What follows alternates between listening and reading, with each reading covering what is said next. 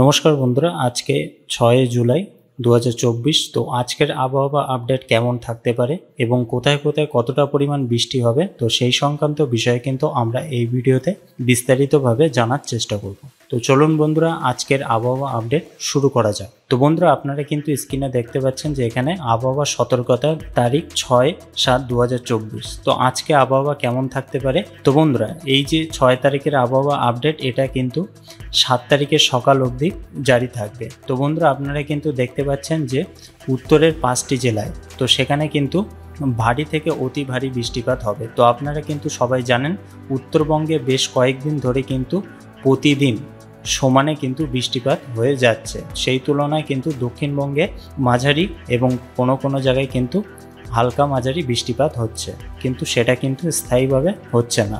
তো তারপরে কিন্তু আপনারা দেখতে পাচ্ছেন যে উত্তর দিনাজপুরে ভারী বৃষ্টি হবে 7 থেকে 11 সেন্টিমিটার, এবং মালদা দক্ষিণ দিনাজপুরে কোনো প্রকার সতর্কতা কিন্তু এখানে দেওয়া হয়নি। মুর্শিদাবাদ, বীরভূম, পূর্ব বর্ধমান, নদিয়া এইসব এলাকায় কিন্তু বজ্র বিদ্যুৎ সহ বৃষ্টি হবে, কিন্তু কোনো জায়গায় হতেও পারে, কোনো জায়গায় কিন্তু নাও হতে পারে। সেটা কিন্তু স্যাটেলাইটের মাধ্যমে দেখলে বোঝা যাবে। এবং আপনারা দেখতে পাচ্ছেন যে পশ্চিম মেদিনীপুর, পূর্ব মেদিনীপুর, দক্ষিণ 24 পরগনা, কলকাতা ও উত্তর 24 পরগনা এইসব এলাকাতেও কিন্তু বজ্র বিদ্যুৎ সহ বৃষ্টি হবে, কিন্তু কোনো জায়গায় কিন্তু হতেও পারে, আবার নাও হতে পারে। এবং পুরুলিয়া, পশ্চিম বর্ধমান, বাঁকুড়া, ঝাড়গ্রাম, হুগলি আর হাওড়া এইসব এলাকায় কিন্তু কোনো প্রকার সতর্কতা দেওয়া হয়নি 6 তারিখে। যদি আমরা 7 তারিখের দিকে লক্ষ্য করি, 7 তারিখের এই বুলেটিনটা কিন্তু বলা হয়েছে দেখুন 8 তারিখ অবধি জারি থাকবে। তো এই 8 তারিখ অবধি জারি থাকবে, অর্থাৎ সকাল অবধি। তো এখানে কিন্তু আপনারা দেখতে পাচ্ছেন যে উত্তরের 6টি জেলা, উত্তর দিনাজপুর, দার্জিলিং, কালিম্পং, জলপাইগুড়ি, আলিপুরদুয়ার, কোচবিহার এইসব এলাকায় কিন্তু ভারী বৃষ্টিপাত হতে পারে। কিন্তু তারপরে নিচের যে জেলাগুলি আছে, দক্ষিণ দিনাজপুর থেকে একদম ধরুন পূর্ব মেদিনীপুর অবধি, তো সেখানে কিন্তু কোনো প্রকার সতর্কবার্তা দেওয়া হয়নি। এবং যদি আমরা 8 তারিখে লক্ষ্য করি, 8 এবং 9 তারিখ, তো এটা কিন্তু 10 তারিখ সকাল অবধি জারি থাকবে। এখানে কিন্তু আপনারা উত্তরের 5টি জেলায় ভারী বৃষ্টি লক্ষ্য করছেন, এখানে কিন্তু সেই সতর্কতা দেওয়া হয়েছে। কিন্তু এর পরে নিচের যে জেলাগুলো, সেখানে কিন্তু কোনো প্রকার বৃষ্টির সতর্কতা দেওয়া হয়নি। এবং বন্ধুরা, আপনারা দেখতে পাচ্ছেন যে বৃষ্টির পূর্বাভাস 6 তারিখের, তো এটা কিন্তু 7 তারিখ সকাল অবধি থাকবে। তো এখানে কিন্তু আপনারা দেখতে পাচ্ছেন যে 6 তারিখের প্রতিটি জেলাতেই 76 থেকে 100% কিন্তু বৃষ্টিপাত হতে পারে, অর্থাৎ ওয়াইড স্প্রেড রেনফল কিন্তু এখানে হওয়ার একটি সম্ভাবনা দেখা দিচ্ছে। তো সেই সতর্কবার্তায় কিন্তু আলিপুর আবহাওয়া দপ্তর থেকে দেওয়া হয়েছে। 7 তারিখে আপনারা যদি লক্ষ্য করেন, দার্জিলিং, কালিম্পং, জলপাইগুড়ি, আলিপুরদুয়ার, কোচবিহার, উত্তর ও দক্ষিণ দিনাজপুর আর মালদা এই 8টি জেলা কিন্তু 76 থেকে 100% বৃষ্টিপাত হবে। এবং পরবর্তী যে জেলাগুলো আছে নিচে, সেগুলো কিন্তু 51 থেকে 75% বৃষ্টিপাত হওয়ার একটি সম্ভাবনা আছে। তো বন্ধুরা, এখানে কিন্তু আপনারা দেখতে পাচ্ছেন যে 8 তারিখের কী পূর্বাভাস দেওয়া হয়েছে। তো এটা কিন্তু 9 তারিখে সকাল অবধি জারি থাকবে। তো এই যে উত্তরবঙ্গের 5টি জেলা, দার্জিলিং, জলপাইগুড়ি, কালিম্পং, আলিপুরদুয়ার, কোচবিহার এই 5টি জেলাতে কিন্তু 76 থেকে 100% বৃষ্টিপাত হবে। এবং তারপরে যে 3টি জেলা, মালদা, উত্তর ও দক্ষিণ দিনাজপুর, এখানে কিন্তু 51 থেকে 75% বৃষ্টিপাত হবে। এবং তারপরে যে জেলাগুলো, এখানে কিন্তু 26 থেকে 50% বৃষ্টিপাতের সম্ভাবনা দেওয়া হয়েছে। তার মানে কিন্তু কোনো জায়গায় হতেও পারে, কোনো জায়গায় কিন্তু নাও হতে পারে। এবং 9 তারিখে যদি আপনারা লক্ষ্য করেন, তাহলে কিন্তু আপনারা দেখতে পাচ্ছেন যে 9 থেকে 10 তারিখের মধ্যে যে বুলেটিনটা প্রকাশিত করা হয়েছে, সেখানে কিন্তু উত্তরবঙ্গের 5টি জেলাতে কিন্তু 76 থেকে 100% বৃষ্টিপাত, এবং উত্তর ও দক্ষিণ দিনাজপুর, মালদা, নদিয়া, উত্তর ও দক্ষিণ 24 পরগনা, কলকাতা আর পূর্ব মেদিনীপুর এইসব এলাকাতে কিন্তু 51 থেকে 75% বৃষ্টিপাতের সম্ভাবনা দেওয়া হয়েছে। বাদবাকি যে জেলাগুলো আছে, সেখানে কিন্তু 26 থেকে 50% বৃষ্টিপাত হতে পারে। এবং যদি আপনারা লক্ষ্য করেন 10 থেকে 11 তারিখের মধ্যে কতটা পরিমাণ বৃষ্টিপাত হবে, মালদা থেকে প্রায় দার্জিলিং অবধি এখানে কিন্তু সবকটি জেলাতেই 76 থেকে 100% বৃষ্টিপাত হবে। এবং যদি আপনারা লক্ষ্য করেন, তারপরের বাদবাকি যে জেলাগুলো, সেগুলো কিন্তু 51 থেকে 75% বৃষ্টিপাতের সম্ভাবনা দেখা দিচ্ছে। এবং আপনারা যদি আরও লক্ষ্য করেন, আগামী 24 ঘন্টায় কোথায় কতটা বৃষ্টিপাত হয়েছে, টেম্পারেচার সর্বোচ্চ ছিল কিন্তু 29.7 ডিগ্রি সেলসিয়াস এবং টেম্পারেচারের মিনিমাম 27 ডিগ্রি অবধি কিন্তু ছিল। রেনফল কিন্তু এখানে 0 দেখাচ্ছে আলিপুর কলকাতা, অর্থাৎ এটা কিন্তু কলকাতার আপডেট। এবং আপনারা দেখতে পাচ্ছেন যে স্টেশন আর রেনফল এখানে ভাগ করা হয়েছে।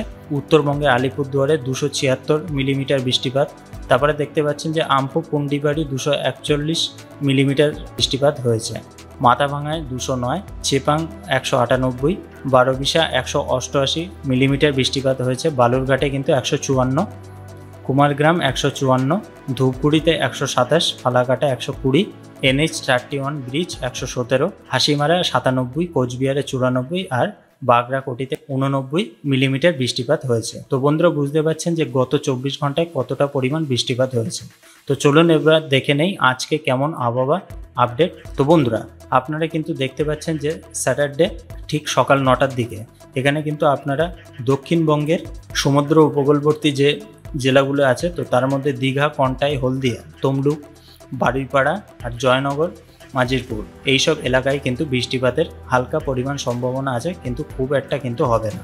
এবং তার সাথে সাথে যদি আপনারা উত্তরবঙ্গের দিকে লক্ষ্য করেন তাহলে কিন্তু আপনারা দেখতে পাচ্ছেন যে শিলিগুড়িতে 10 মিলিমিটার বৃষ্টিপাত, এখানে কিন্তু কোচবিহারে 10 মিলিমিটার, ধুবড়িতে কিন্তু 13 মিলিমিটার বৃষ্টিপাতের একটি সম্ভাবনা দেখা দিচ্ছে।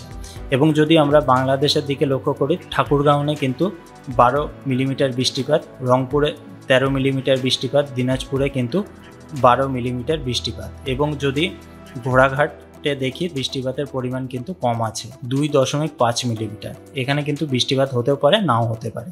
এবং যদি আপনারা সরিষাবাড়িতে দেখেন এর পার্শ্ববর্তী যে এলাকাটা সেখানে কিন্তু 6.6 মিলিমিটার বৃষ্টিপাত হতে পারে। এবং যদি আমরা আগরপাড়াতে দেখি অর্থাৎ ত্রিপুরাতে, এখানে কিন্তু কোনো প্রকার বৃষ্টিপাতের সম্ভাবনা নেই।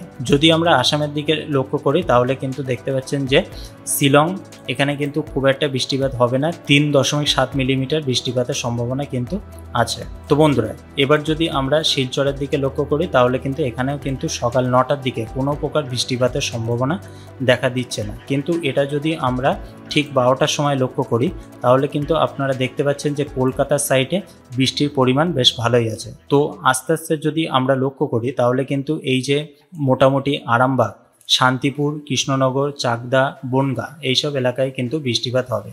এবং তার সাথে সাথে যশোরের পার্শ্ববর্তী এলাকাতেও কিন্তু বৃষ্টিপাতের একটি সম্ভাবনা দেখা দিচ্ছে। এবং আপনারা দেখতে পাচ্ছেন যে খুলনাতেও কিন্তু হালকা পরিমাণ বৃষ্টিপাত হবে, সেটা কিন্তু 7.6 মিলিমিটার। এবং যদি আমরা উত্তরের দিকে লক্ষ্য করি তাহলে কিন্তু এখানে দেখতে পাচ্ছেন যে শিলিগুড়িতে বৃষ্টিপাতের পরিমাণ একটু কম থাকলেও কোচবিহারে কিন্তু বৃষ্টিপাতের পরিমাণ বেশ ভালোই থাকছে, 21-22 মিলিমিটার কিন্তু বৃষ্টিপাত হতে পারে। এবং যদি আমরা ত্রিপুরার দিকে লক্ষ্য করি কিন্তু ত্রিপুরায় কিন্তু কোনো প্রকার বৃষ্টিপাত 12টার দিকে লক্ষ্য করা যাচ্ছে না, শিলচরেও কিন্তু দেখা যাচ্ছে না। তো আশা করি বুঝতে পেরেছেন যে বৃষ্টিপাত কিন্তু খেপে খেপে হবে, খুব একটা বেশি বৃষ্টিপাতের সম্ভাবনা কিন্তু নেই। এবং আস্তে আস্তে যদি আমরা এটা প্লে করি তাহলে কিন্তু আপনারা দেখতে পাচ্ছেন যে কলকাতার সাইডে আস্তে আস্তে কিন্তু ক্লিয়ার হয়ে যাচ্ছে, এবং সেটা কিন্তু আস্তে আস্তে মালদা এবং এই উত্তর ও দক্ষিণ দিনাজপুর এবং শিলিগুড়ি, কোচবিহার এইসব এলাকায় কিন্তু বৃষ্টিপাতের সম্ভাবনা বেশ ভালোই থাকছে। তো বন্ধুরা বুঝতে পেরেছেন যে বৃষ্টিপাত কিন্তু খেপে খেপে হবে, কোনো প্রকার কিন্তু অতি ভারী বৃষ্টি আমাদের দক্ষিণবঙ্গে হবে না, কিন্তু তুলনামূলকভাবে উত্তরবঙ্গে কিন্তু বেশ ভালো পরিমাণ বৃষ্টিপাত থাকছে। এবং তার সাথে সাথে কিন্তু বাংলাদেশের উত্তরেও কিন্তু বেশ ভালো পরিমাণ বৃষ্টিপাত থাকছে। এবং যদি আমরা এটা থান্ডার স্টর্ম দেখি তো বন্ধুরা স্যাটারডে 9টার সময় যদি আমরা দেখি তাহলে কিন্তু আপনারা দেখতে পাচ্ছেন যে হলদিয়া, কন্টাই, জয়নগর, বারুইপুর, তমলুক এইসব এলাকায় কিন্তু থান্ডার স্টর্ম অর্থাৎ বজ্রবিদ্যুৎ সহ বৃষ্টিপাতের একটি সম্ভাবনা আছে। কিন্তু সেই তুলনামূলকভাবে আপনারা যদি দেখেন শিলিগুড়ি, কোচবিহার, আলিপুরদুয়ার এইসব এলাকাতেও কিন্তু বজ্রবিদ্যুৎ হতে পারে। এবং বাংলাদেশের দিকেও কিন্তু এই যে উত্তরের সাইডে রংপুর, লালমনিরহাট এইসব এলাকায় কিন্তু বজ্রবিদ্যুৎ হবে। এবং তার সাথে সাথে যদি আপনারা দেখেন যে ময়মনসিংহের আশেপাশে এলাকায়ও কিন্তু বজ্রবিদ্যুতের সম্ভাবনা আছে, কিন্তু তুলনামূলকভাবে ত্রিপুরাতে কিন্তু কোনো প্রকার বজ্রবিদ্যুৎ হবে না। এবং শিলচর অর্থাৎ আসামের দিকেও কিন্তু কোনো প্রকার বজ্রবিদ্যুতের সম্ভাবনা নেই। এবং যদি আমরা এটা 1টার সময় লক্ষ্য করি তাহলে কিন্তু আপনারা দেখতে পাচ্ছেন যে 1টার সময় কলকাতা, খড়গপুর, তারপরে এদিকে পুরুলিয়া, বাঁকুড়া, দুর্গাপুর, সিউড়ি, নলহাটি এইসব এলাকাতেই কিন্তু বজ্রবিদ্যুতের একটি সম্ভাবনা আছে এবং তার সাথে সাথে মালদা, রায়গঞ্জ এইসব এলাকাতেও কিন্তু বজ্রবিদ্যুৎ হতে পারে। বালুরঘাটে কিন্তু আপনারা দেখতে পাচ্ছেন যে হালকা পরিমাণ একটু বেশি থাকছে বজ্রবিদ্যুতের, কিন্তু সেই তুলনামূলকভাবে আপনারা দেখতে পাচ্ছেন যে শিলিগুড়ি, জলপাইগুড়ি, ধূপগুড়ি এইসব এলাকাতেও কিন্তু কোনো প্রকার সতর্কতা নেই 1টার দিকে, অর্থাৎ স্যাটারডে 1টার দিকে।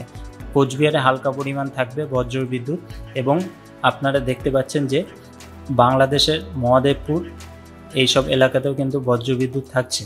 এবং যদি আপনারা লক্ষ্য করেন ত্রিপুরার দিকে, ত্রিপুরাতে কিন্তু এই যে ত্রিপুরার মধ্যবর্তী এলাকাটা সেখানে কিন্তু বজ্রবিদ্যুৎ থাকছে। শিলচরের পার্শ্ববর্তী এলাকাতেও কিন্তু বজ্রবিদ্যুৎ লক্ষ্য করা যাচ্ছে। তো আশা করি বুঝতে পেরেছেন যে বজ্রবিদ্যুৎ সহ কিন্তু বৃষ্টিপাত হতে পারে যখন তখন। তো আপনারা কোন এলাকা থেকে আমাদের ভিডিওটা দেখছেন সেটা কিন্তু অবশ্যই কমেন্টে লিখতে ভুলবেন না।